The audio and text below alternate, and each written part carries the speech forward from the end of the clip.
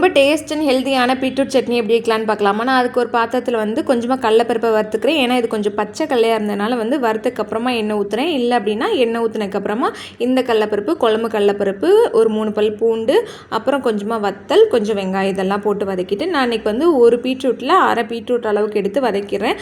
அது கூட ஒரு கைப்பிடி அளவுக்கு தேங்காயம் போட்டு ஒரு சின்ன துண்டு புளியும் போட்டு நல்லா வதக்கிக்கணும். வதங்கினதுக்கப்புறமா வந்து என்ன மாதிரி இப்படி தூரமாக வச்சு மிக்சியில் போட்டு கீழெல்லாம் சிந்தி பிறக்கி போட்டுட்டு இல்லாமல் பக்கத்தில் வச்சு மிக்சியில் வந்து போட்டிங்க அப்படின்னா அவ்வளோதான், அரைச்சி எடுத்துடலாம். நான் இது வந்து 2 வகையாக அரைக்கணும், காரம் போட்டு காரம் போடாமல் அப்படின்னு அரைச்சி எடுத்துக்கவங்கள ஒரு வழி ஆயிடுச்சு. இதெல்லாம் அரைச்சதுக்கப்புறமா தாளித்தோம் அப்படின்னா பீட்ரூட் சட்னி ரெடி ஆயிரும். மிக்சி கழுவுன தண்ணி, கொஞ்சம் தேவையான தண்ணியெல்லாம் ஊற்றிட்டு கொஞ்சம் உப்பு போட்டு கொஞ்சம் பபிள்ஸ் வர மாதிரி வச்சு இறக்கிட்டோம் அப்படின்னா ரெடி ஆயிரும். அதுக்கப்புறம் இன்றைக்கி வந்து இட்லி தான் எங்கள் வீட்டில். நான் வந்து இட்லி கடைக்காரர் சொன்ன ரகசியம் அப்படின்னு ஒரு வீடியோ பார்த்தேன். அதில் வந்து மேலேருந்து வந்து அப்படியே எடுத்து நம்ம இட்லி ஊற்றணுமா, கிண்டிலாம் விடாமல் அப்படிலாம் ஊற்றினோன்னா நல்லா சாஃப்டாக வருமா. நான் ட்ரை பண்ணி பார்த்தேன், நல்லா சாஃப்டாக வந்துருந்துச்சு. அது மாதிரி அடியில் வந்து எனக்கு யோசனையாக இருந்துச்சு நல்லா வராதோன்னு. பட் லாஸ்ட் மாவு வரைக்குமே நல்லா தான் இருந்துச்சு. ஸோ ட்ரை பண்ணி பாருங்கள், பீட்ரூட் சட்னியும் ட்ரை பண்ணி பாருங்கள். இந்த மாதிரி பேபிஸ்க்கும் வந்து பீட்ரூட் சாப்பிடல அப்படின்னா இந்த மாதிரி ட்ரை பண்ணி பாருங்கள். நாளைக்கு வீடியோவில் பார்க்கலாம். பாய்.